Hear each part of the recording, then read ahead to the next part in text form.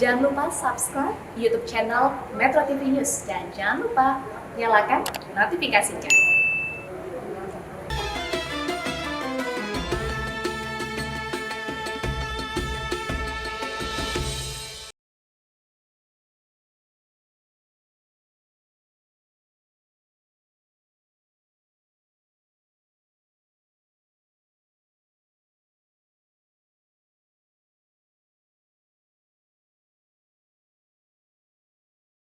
Mengapa perbedaan kerap dijadikan alat untuk mencerca dan memaki yang dapat menciptakan permusuhan?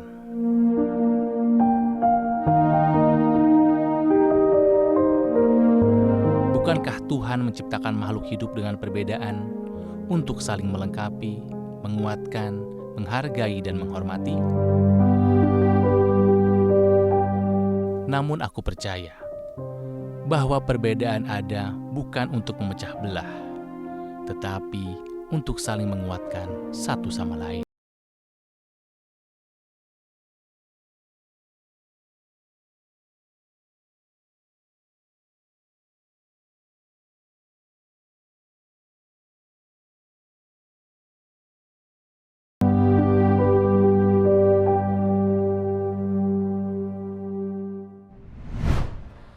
Assalamualaikum warahmatullahi wabarakatuh. Alhamdulillahirabbil alamin wassalatu wassalamu ala asyrofil anbiya wal mursalin. Sayyidina wa maulana Muhammadin wa ala alihi washabihi ajmain, amma ba'du. Segala puji dan syukur kami persembahkan kepada Allah Subhanahu wa taala yang telah mempertemukan kami semua kembali dengan bulan suci Ramadan, bulan yang penuh dengan kemuliaan dan juga keberkahan. Meskipun tahun ini kita masih dihadapkan dengan pandemi, namun seharusnya itu tidak menjadikan penghalang bagi kita semua untuk menjalankan ibadah puasa dan juga menjalankan segala amalan-amalannya. Saya Ron Surapraja dan Pak Quraish Shihab beserta tamu-tamu yang hadir, kami semua akan berdiskusi mengenai tema-tema Islam untuk menemani pemirsa Metro TV dalam Oase Ramadan. Pertama kali saya ingin menyapa dulu Pak Quraish Shihab yang bergabung bersama kami secara virtual. Assalamualaikum Pak Quraish. Waalaikumsalam warahmatullahi wabarakatuh. Sehat ya Pak? Alhamdulillah. Alhamdulillah. Baik, hari ini kita akan berbincang bersama Pak Quraish Shihab juga ada. Ini guru-guru saya juga ini, ada Tuan Guru Bajang. Assalamualaikum Pak. Waalaikumsalam Sehat, Tuan Guru, ya? warahmatullahi wabarakatuh. Alhamdulillah. Alhamdulillah. Dan juga ada Pak Mukhlis M. Hanafi. Assalamualaikum Pak, sehat Pak? Waalaikumsalam warahmatullahi wabarakatuh. Alhamdulillah. Alhamdulillah. Semoga Anda juga pemirsa dalam keadaan sehat ya. Kita akan membahas mengenai moderasi agama. Ini adalah sebuah istilah yang seringkali ramai, bahkan cenderung hangat diperbincangkan. Bukan hanya diperbincangkan, tapi bahkan sampai diperdebatkan. Silakan Pak Quraish Shihab, mengenai moderasi beragama itu apa sih Pak? Bismillahirrahmanirrahim. Yang pertama yang perlu kita bahas adalah apa arti moderasi itu sebelum kita berbicara tentang moderasi beragama.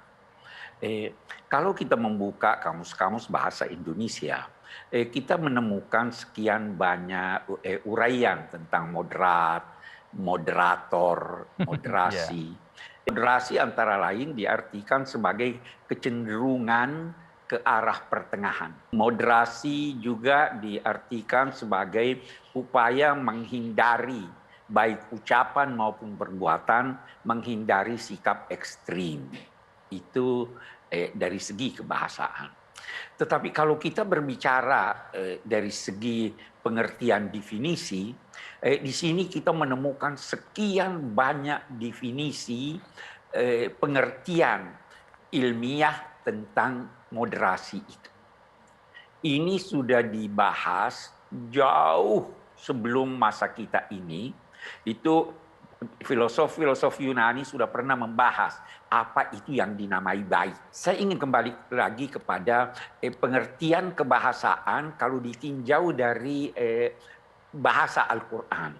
Moderasi dalam bahasa Al-Quran antara lain, saya garis bawahi, antara lain adalah wasatiyah. Wasatiyah itu terambil dari kata wasat. Wasat itu pertengahan. Dari kata wasat ini lahir atau masuk ke dalam bahasa Indonesia kata wasit. Wasit itu tidak cenderung ke kanan, tidak juga cenderung ke kiri. Dia berada di tengah. Hanya yang perlu kita garis bawahi tentang wasatiyah atau bahkan sikap seorang wasit itu, saya hobi sepak bola. Ya, wasit itu menegur, bahkan kalau perlu bertindak mengusir pemain yang curang. Jadi wasatiyah itu bukan sesuatu yang terus-menerus di tengah, tetapi ketika terjadi sesuatu yang menyimpang dari pertengahan, maka pelaku atau wasit ini akan menegurnya sehingga dia kembali ke jalur pertengahan. Karena itu wasatiyah saya istilahkan bukan baju jadi. Dia ada nilai-nilainya yang perlu diwujudkan baru terjadi apa yang dinamai wasatiyah.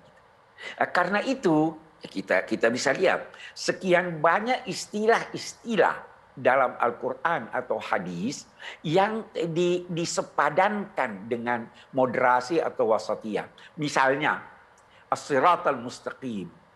Siratal mustaqim itu adalah jalan lebar yang lurus. Karena dia lebar, Anda tidak perlu ke kiri atau ke kanan, jalan tengah. Karena dia lebar, maka dia bisa menampung banyak pejalan. Tidak usah bertengkar. Selama jalan di jalan yang lurus itu, selama tujuan kita ke arah yang dituju oleh wasatiyah. Dalam konteks beragama, kita menuju kepada Tuhan. Silahkan jalannya bisa berbeda-beda. Nanti kita akan baca di dalam Al-Quran misalnya yang menyipati Al-Quran, yahdi bihillahu manittaba'a ridwanahu subulas salam wa yahdihim ila siratul mustaqim. Kitab suci Al-Quran ini, tuntunan-tuntunan agama ini mengantar ke as-siratal mustaqim. Bagaimana cara mengantarnya? Dia memberi petunjuk aneka jalan, aneka, bukan cuma satu jalan. Itulah yang bersifat kedamaian. Subulus salam, jalan damai, dan jalan-jalan damai yang bermacam-macam ini selama dia bersifat kedamaian, maka itulah yang mengantar ke as-siratal mustaqim. Wasatiyah itu bukan pertengahan matematis. Dulu filosof Yunani itu berkata yang baik itu pertengahan. Pertengahan bagaimana maksudnya? Ya, dia bilang coba lihat, boros dan kikir pertengahannya itu kedermawanan. Tetapi kita harus garis bawahi bahwa itu bukan matematis. Ya. Karena ada kebaikan yang tidak ada pertengahannya. Benar itu ada enggak pertengahannya? Pertengahan antara bohong dan apa? Tidak ada pertengahannya. Benar ya benar, ya salah ya salah. Kita lihat. Jadi bukan pertengahan matematis. Di sinilah datang istilah lain dari ajaran wasatiyah ini, as-sadad, tepat. Tepat waktu, tepat sasaran. Saya beri contoh yang terakhir. Itu di dalam hadis jelas sekali. Kita boleh menegur orang yang berbicara mengganggu pendengar yang lain, mengganggu pembicara. Tetapi ketika ada seorang menegur, dia menegur orang yang di sampingnya yang berbicara ketika khatib sedang berkhutbah, maka itu dilarang. Walaupun itu kebenaran. Kenapa? Karena ini tidak tepat. Bukan waktunya, bukan tempatnya. Jadi wasatiyah bukan pakaian jadi. Kita harus sesuaikan dengan kondisi dan situasi. Moderasi beragama itu memerlukan pengetahuan tentang kondisi, pengetahuan tentang ajaran agama, dan memerlukan kehati-hatian. Saya kira itu yang dari saya. Silahkan ini dua ulama di depan saya ini pasti akan Masya Allah, indah sekali. Uraian yang lebih memuaskan. Ya, baik. Terima kasih Pak Quraish. Setelah ini pemirsa, kita akan mendengar bagaimana pandangan Tuan Guru Bajang dan juga Pak Mukhlis mengenai moderasi agama. Ya, setelah satu ini, jadi tetaplah bersama kami di Oase Ramadan.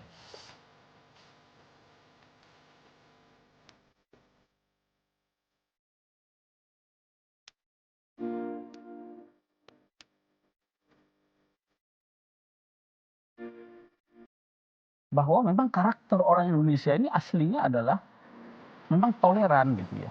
Hanya kemudian karena ada pengaruh dari luar, terutama melalui media sosial, sehingga kemudian keragaman itu menjadi sumber konflik.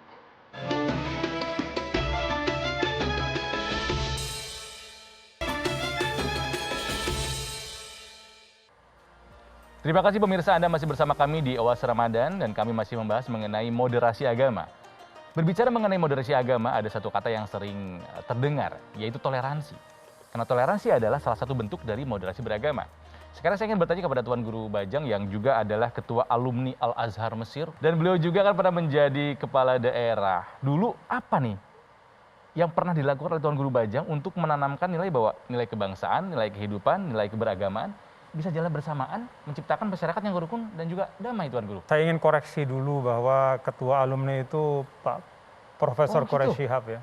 Saya cuma ditugaskan untuk mengganti beliau. Yang namanya murid itu tetap murid gitu, sampai kapanpun. Baik. Iya, jadi tadi tentang toleransi ya. Betul, Tuan Guru. Toleransi itu sih menurut saya yang paling sederhana dan paling nyata itu adalah menghargai perbedaan.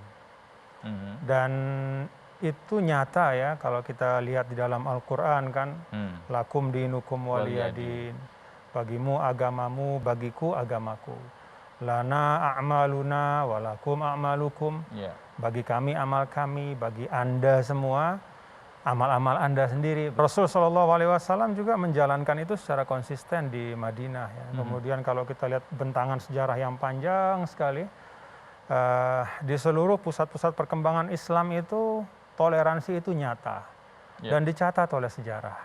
Nah, kalau kita masuk ke Indonesia, lebih khusus lagi ke NTB, saya bisa mengatakan bahwa toleransi di NTB itu juga genuine ya, otentik, karena ketika kita bicara tentang keberagamaan ya, maka menghargai dan menghormati orang lain dan pandangan yang berbeda, itu juga salah satu ajaran Islam.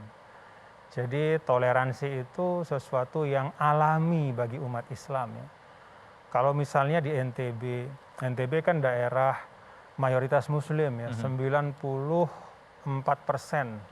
Muslim. Tapi pada saat yang sama juga ada banyak sekali wilayah-wilayah di mana masyarakat yang berbeda agama itu bertetangga. Di Mataram misalnya komunitas Hindu itu banyak sekali, komunitas Kristiani juga banyak sekali. Di bagian utara Pulau Lombok itu komunitas Buddha itu banyak sekali. Ya. Tetapi semua merasa bahwa NTB itu rumahnya. Ada satu peristiwa dulu 2016 ya, kita melaksanakan MTQ nasional. Iya, betul. Itu tanpa diduga, saya bahkan menerima surat resmi ya, dari dekanat ya. Dekanat itu gabungan dari pastor-pastor gitu ya, kalau tidak salah. Itu yang resmi menanyakan apa yang kami bisa lakukan untuk kesuksesan MTQ. Nah, itu menurut saya suatu yang otentik ya. Dan mereka juga membuka pintu mereka untuk semua kafilah dan menjadikan itu sebagai hajat bersama. Nah, menurut saya ketika Islam sudah hidup ya di dalam pengamalan, maka akan terlihat toleransi itu otentik. Di Indonesia sudah ada dan itu otentik, itu yang akan saya garis bawahi. Sudah dalam sifat diri kita sebetulnya, Tuan Guru ya. Oke. Nah, itu kan yang terjadi di Indonesia ya, di NTB.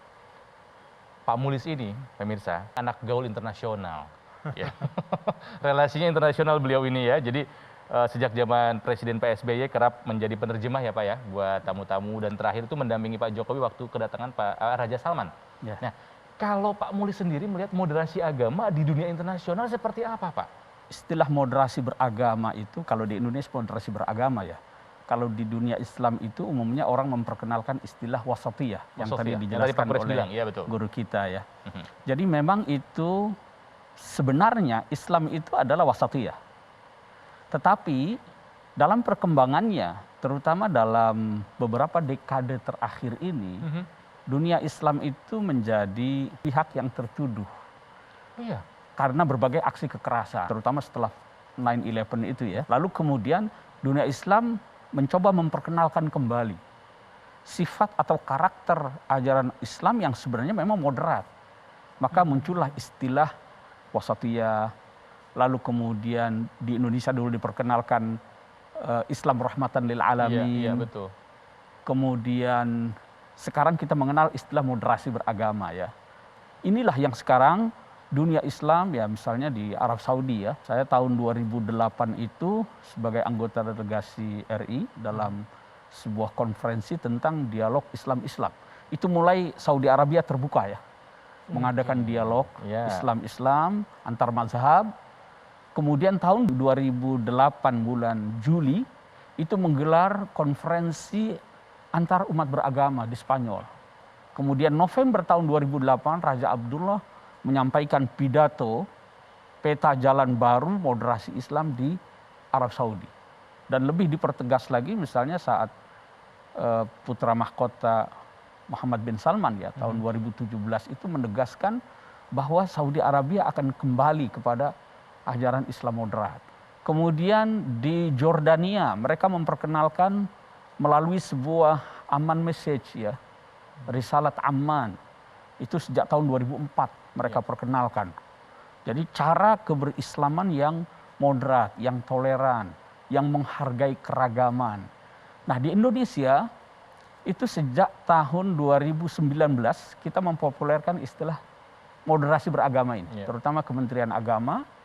Bahkan itu sudah masuk dalam rencana pembangunan jangka menengah nasional 2020-2024. Moderasi beragama itu menjadi program prioritas pemerintah.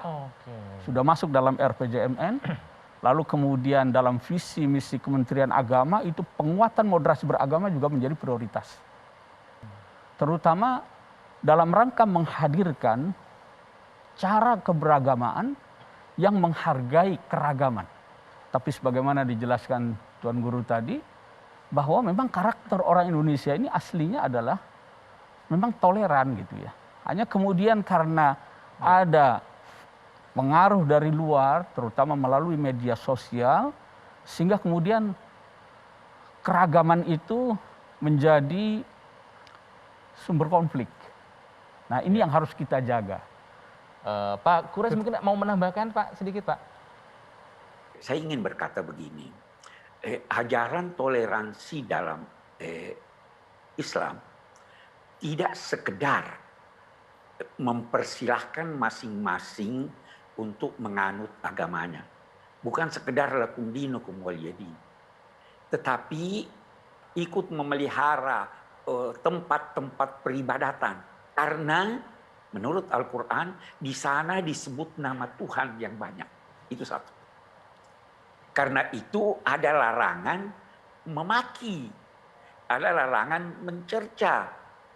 Wala tasubbul ladzina yad'una min dunillah fa yasubbullaha adwan bighairi ilm. Jangan mencerca, memaki saja orang-orang yang tidak menyembah Tuhan terlarang. Apalagi mencederai mereka.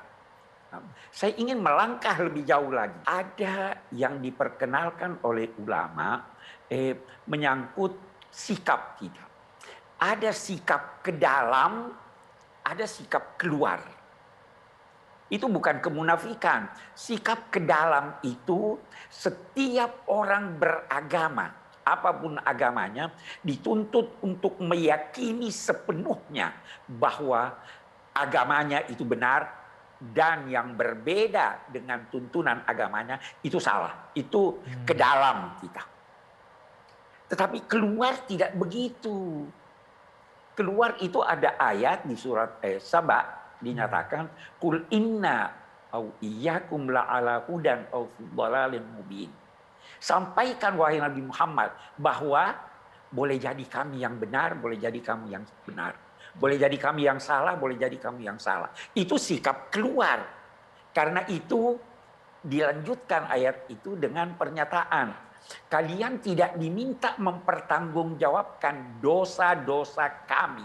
Dan kami tidak diminta mempertanggungjawabkan apa yang kamu lakukan. Terhadap pihak lain, kita tidak namai itu dosa. Tetapi apa yang kita lakukan, itu kita namai dosa. Itu sikap keluar. Jadi walaupun kita tidak sependapat Jangan berkata bahwa itu dosa. Kalau sudah sikap keluar, menuduh saja itu dosa, tidak sejalan dengan toleransi. Karena itu keyakinan orang. Apalagi sikap teror dan sebagainya, itu sama sekali tidak dapat dibenarkan dalam ajaran agama. Sampai di sana toleransi Islam. Ya, baik. Pemirsa, semakin menarik perbincangan mengenai moderasi beragama ini. Kami akan jeda beberapa saat. Jadi setelah yang satu ini, tetap bersama kami di Oase Ramadan.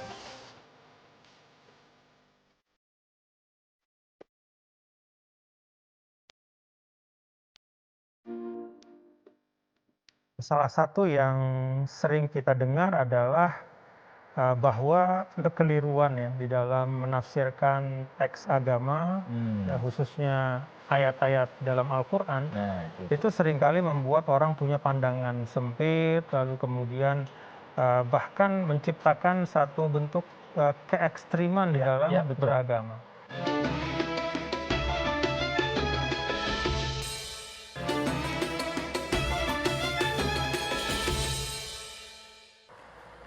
Para pemirsa Metro TV yang berbahagia, alhamdulillah kita masih berada di Oase Ramadan. Saya mau ambil alih ya untuk segmen ini. Jadi saya mau tanya kepada Ronald ya. Biasanya dia yang nanya terus kepada kita. Iya Tuan Guru, kenapa? Jadi Ronald, kita tadi menyimak Pak Quraisy, kemudian Dr. Mukhlis menyampaikan tentang beberapa aspek moderasi beragama. Ya. Nah, kalau pandangan Ronald ya, atau saya melihat Ronald ini merepresentasikan katakanlah anak muda, milenial. Apa sih pentingnya mempromosikan moderasi beragama di tengah masyarakat gitu? Baik, dari penjelasan guru-guru saya tadi ini, pemirsa, saya sih melihat bahwa esensi moderasi beragama sebetulnya ada dalam Al-Quran. Dan yang saya ingat, perkataan dari Sayyidina Ali bahwa dia yang bukan saudaramu dalam iman adalah saudaramu dalam kemanusiaan. Saya berteman ingin dengan siapa saja. Dan memang kenyataannya seperti itu Tuan Guru. Itu pun yang saya ajarkan kepada anak-anak saya. Ya hanya seringkali sekarang faktanya banyak yang saya tidak tahu ya, mungkin salah menafsirkan. Jadinya sering debat, bahkan sampai ribut. Itu yang membuat saya sedih sebetulnya sih. Menarik yang Ronald sampaikan ya. Saya ingin elaborasi sedikit ya. Salah satu yang sering kita dengar adalah bahwa kekeliruan ya di dalam menafsirkan teks agama, ya, khususnya ayat-ayat dalam Al-Quran, itu seringkali membuat orang punya pandangan sempit, lalu kemudian bahkan menciptakan satu bentuk keekstriman di dalam beragama. Itu Dr. Mukhlis bisa menjelaskan ya, apakah ada contoh-contohnya, seperti apa Al-Quran bicara tentang itu? Ya, kalau tadi kita panjang lebar menjelaskan istilah wasatiyah ya, kaitannya dengan moderasi beragama. Kebalikannya yang disebut-sebut sebagai ekstrim, itu sebenarnya juga digunakan kata itu oleh Al-Quran melalui kata al-ghulu, ya, berlebihan. Kemudian di dalam hadis pun istilah al-ghulu, ekstrim, itu juga digunakan. Ada kata lain itu namanya al-mutanatti'un, ay at-tanattu', itu artinya al-mujawizun al-had, orang yang melampaui batas. Itu Nabi sering ingatkan. Waspada, hati-hati dari sikap berlebihan, termasuk dalam beragama. Itu Nabi sudah ingatkan itu. Ada ya. Nah, itu terjadi karena antara lain, sebagaimana disampaikan Tuan Guru tadi ya, karena kesalahpahaman dalam memahami teks-teks keagamaan ya, baik itu Al-Quran maupun hadis. Kemudian juga dilatar belakangi oleh adanya kepentingan atau keinginan tertentu yang mendahului pemahamannya terhadap teks-teks keagamaan, baik itu Al-Quran maupun hadis ya. Kita beri contoh misalnya ya. Kesalahan itu terjadi ya sejak masa Rasulullah ya. Dulu misalnya ketika ada beberapa orang sahabat memperhatikan perilaku Rasulullah yang kalau malam kok sepertinya tidak pernah tidur, kalau siang selalu berpuasa gitu ya. Rasulullah yang sudah sedemikian rupa saja ibadahnya seperti itu. Kita umatnya harus lebih dari itu. Kalau gitu saya tidak akan pernah tidur malam, saya tidak akan pernah makan di siang hari. Rasul katakan, jangan, itu berlebihan. Karena apa? Tubuhmu itu punya hak untuk diistirahatkan. Matamu punya hak untuk dipejamkan. Keluargamu punya hak untuk dinafkahi.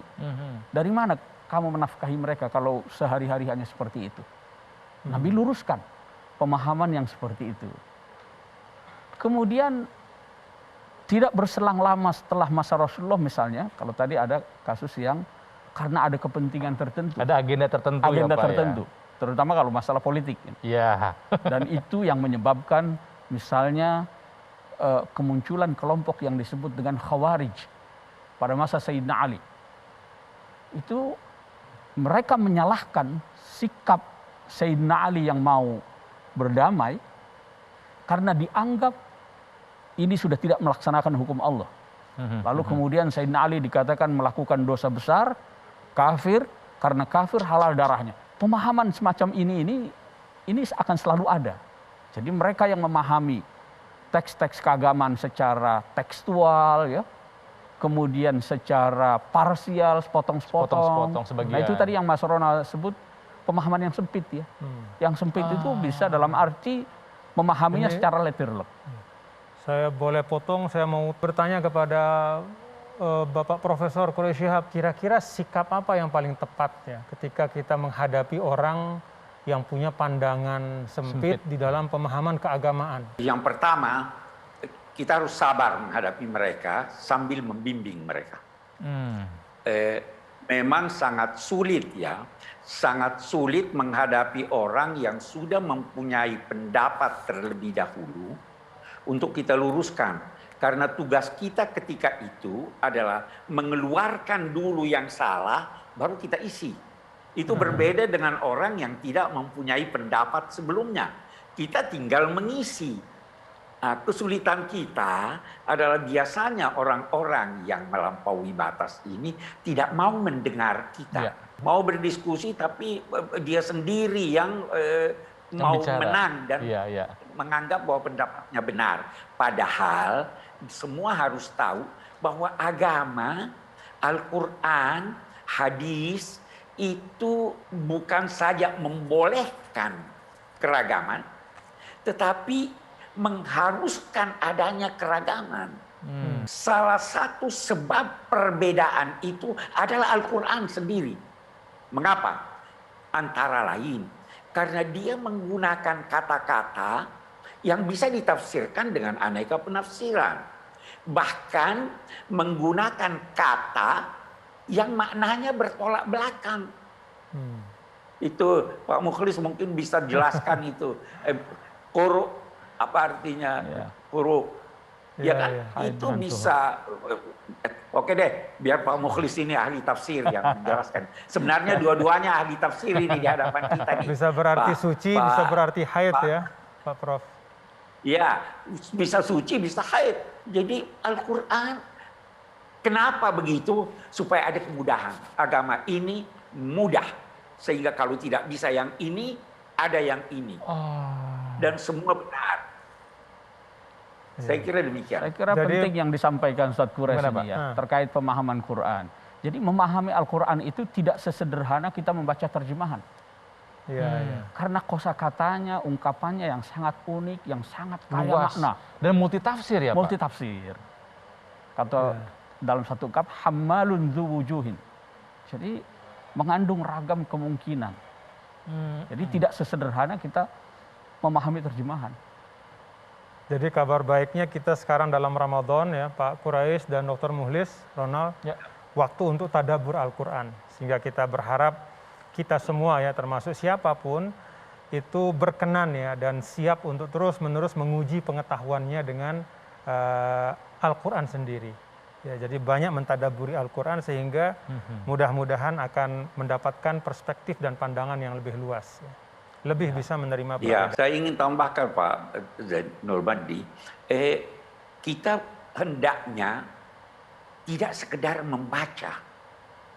Orang berlomba-lomba di Ramadan ini menghatamkan Al-Quran, paling tidak sekali. Saya lebih cenderung kita faham 10-20 ayat daripada khatam 1 juz. Kalau kita menggunakan ini dalam 10 Ramadan, insya Allah kita sudah bisa paham paling tidak sebagian secara sederhana kandungan Al-Quran. Tidak cuma membaca. Terima kasih Pak Kores.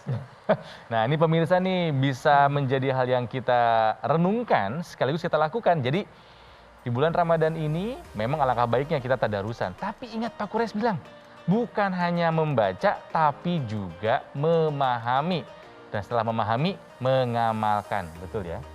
Baiklah. Pemirsa, kita akan lanjutkan perbincangan yang seru ini di Oase Ramadan. Kami akan kembali setelah yang satu ini.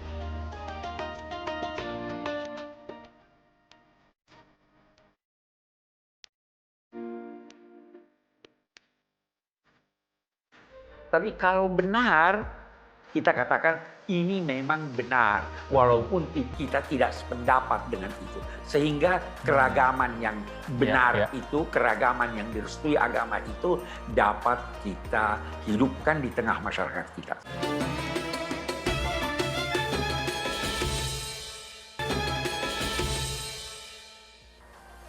Pemirsa, terima kasih Anda masih bersama kami di Oase Ramadan dan kami masih berbincang mengenai moderasi beragama. Zaman sekarang adalah zamannya digital. Saya yakin pemirsa juga sama seperti saya punya akun sosial media. Di sosial media sebelum posting segala sesuatu saya pasti berpikir berkali-kali. Apakah ini aman, baik, bermanfaat atau tidak. Tapi terkadang untuk posting sesuatu yang baik pun masih suka ada orang yang salah menafsirkan. Nah ini yang saya ingin tanyakan kepada guru-guru kami ini bahwa baiknya bagaimana ya Tuan Guru menumbuhkan semangat bahwa moderasi beragama ini bisa disebarluaskan lewat sosial media. Karena itu dia, orang-orang yang berpikiran sempit, mohon maaf, di sosial media banyak sekali. Karena siapapun bisa menjadi apapun, berkata apapun, anonim. Bisa saja. Bagaimana Tuan Guru? Sosial media ini bisa menjadi satu medium, ya, bahkan instrumen untuk memperkuat moderasi beragama, yaitu dengan membangun kampanye, ya, untuk menyampaikan berita-berita yang positif, ya, hal-hal yang baik, bagaimana keragaman itu ternyata menghadirkan kemaslahatan bersama. Bahkan kita lahir tumbuh besar ya di tengah keragaman itu. Kalau semua orang, anak-anak muda mengisi media sosialnya itu dengan cerita tentang pluralitas, ya, tentang keragaman yang menyenangkan, yang indah, yang dia rasakan, nggak perlu dia ngarang-ngarang, tapi dia rasakan. Ketika di SD dia bersama-sama dengan orang yang beda agama, beda latar belakang, tapi kemudian menjadi sahabat. Nah saya pikir yuk kita sederhanakan ya di antara hal-hal yang kita komunikasikan kepada siapapun melalui media sosial kita, itu adalah pengalaman pribadi kita, indahnya keberagaman di Indonesia. Ya. Tapi masalahnya Pak Mukhlis juga mungkin sering melihat di sosial media, seperti apa isinya gitu loh Pak. Caci, maki, sumpah, serapah, kebencian. Banyak Pak, bagaimana ya Pak ya sebaiknya ya? Ya, media sosial itu tentu ada positif dan ada negatifnya. Betul ya. Yang semua tentu bisa kita manfaatkan ya. Tetapi kaitan dengan pemahaman keagamaan ya. Kita tahu sejak akhir tahun 90-an abad 20 ya.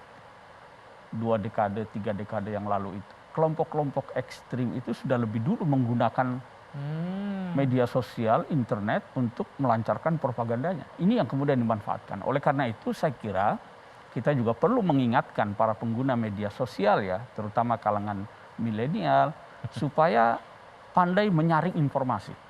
Lebih-lebih yang terkait dengan pemahaman keagamaan. Baik, karena sesungguhnya perbedaan itu adalah anugerah, bukanlah sebuah masalah ya sebetulnya ya. Betul. Ya. Pak Kures mau menambahkan mengenai moderasi keberagaman di era digital ini, Pak Kures? Iya, saya ingin tambahkan satu. Orang-orang yang berpengetahuan, yang tahu agama, tahu ilmu pengetahuan, banyak diamnya. Jadi suara dari ekstremis, suara yang tidak toleran ini jauh lebih banyak daripada yang tahu persoalan.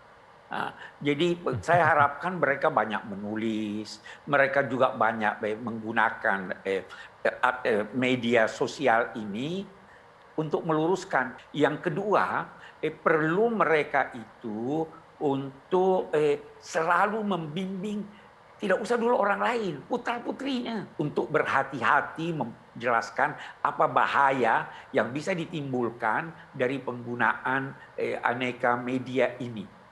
Jadi kita harus sangat berhati-hati untuk itu. Jadi saya kira ini langkah-langkah yang perlu. Saya harapkan apakah MUI, Muhammadiyah, Nahdlatul Ulama, Persis, Wasatiyah, dan sebagainya, itu ada timnya di sana yang berusaha melihat, oh ini salah nih, kita luruskan selama itu memang salah. Tapi kalau benar, kita katakan ini memang benar, walaupun kita tidak sependapat dengan itu. Sehingga keragaman yang benar itu, keragaman yang direstui agama itu dapat kita hidupkan di tengah masyarakat kita. Saya kira itu yang dari saya. Baik, terima kasih Pak Gures. Pemirsa, sebelum mengakhiri acara Wasa Ramadan ini, saya ingin mendengarkan kesimpulan dari guru-guru kami. Tuan Guru Bajang, silakan. Kalau dari saya, beragama itu kan bahasa Arabnya tadayun ya. Dan dalam arti tadayun itu, di dalam kata tadayun itu ada makna proses, ada kesungguhan, ada pengetahuan. Jadi beragama tanpa proses yang benar, itu bisa saja tidak mustaqim, ya, seperti kata Pak Profesor Quraish Shihab. Ya, ada jalan, tapi jalannya itu semu. Ya. Jalannya itu fata morgana. Dia tidak mustaqim, dia tidak akan menyampaikan. Karena agama itu bukan seperti orang, mohon maaf ya, membuat bakso misalnya, malam dibuat, siang bisa dikonsumsi. Tidak, ada proses. Ada kesungguhan juga. Ya. Kesungguhan itu ya dimulai dari niat yang baik. Yang terakhir pengetahuan ya. Beragama itu adalah pengetahuan. Tadi Bapak Profesor Quraish Shihab, Dr. Mukhlis juga menyampaikan bahwa tanpa pengetahuan yang berasal dari sesuatu yang benar, ya, pengetahuan yang benar dari orang yang punya otoritas. Ya.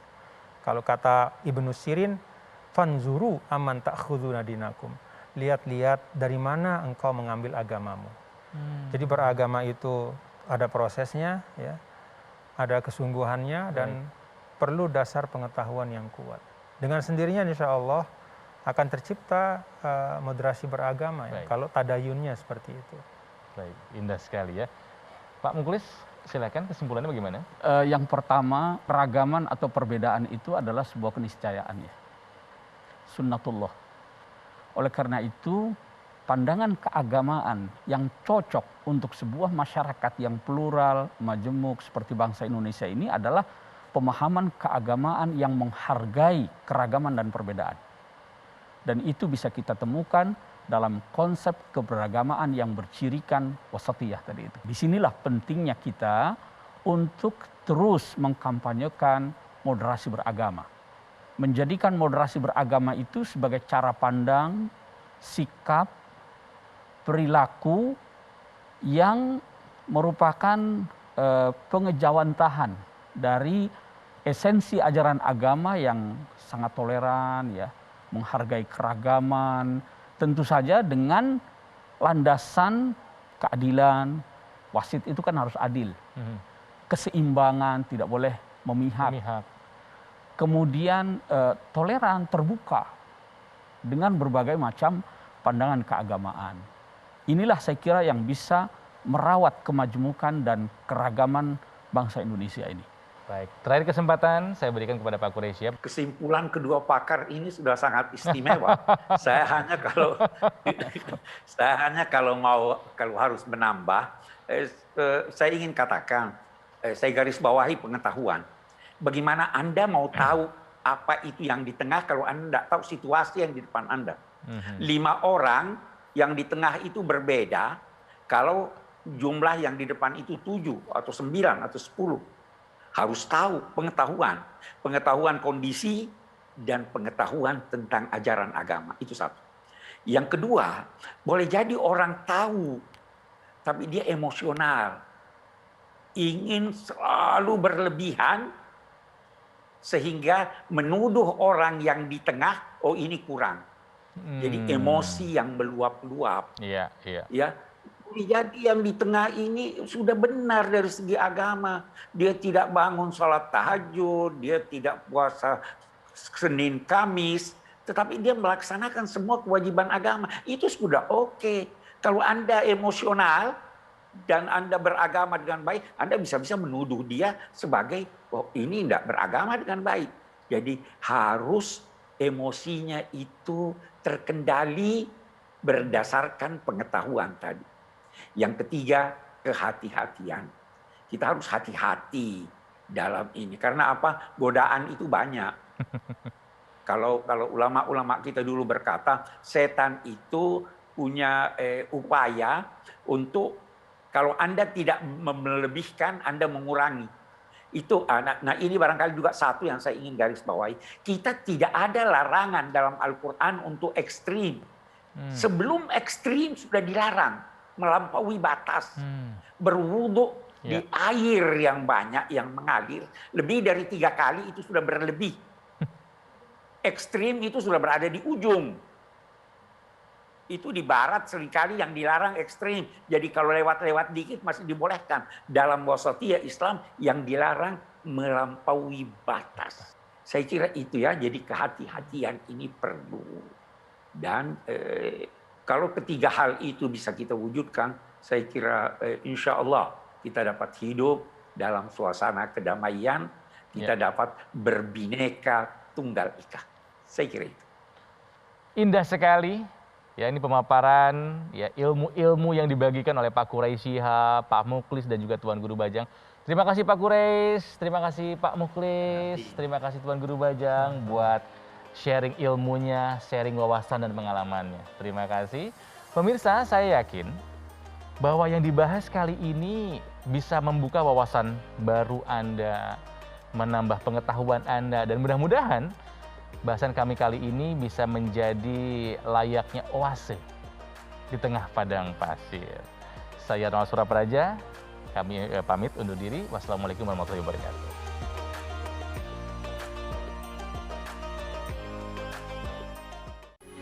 Metro TV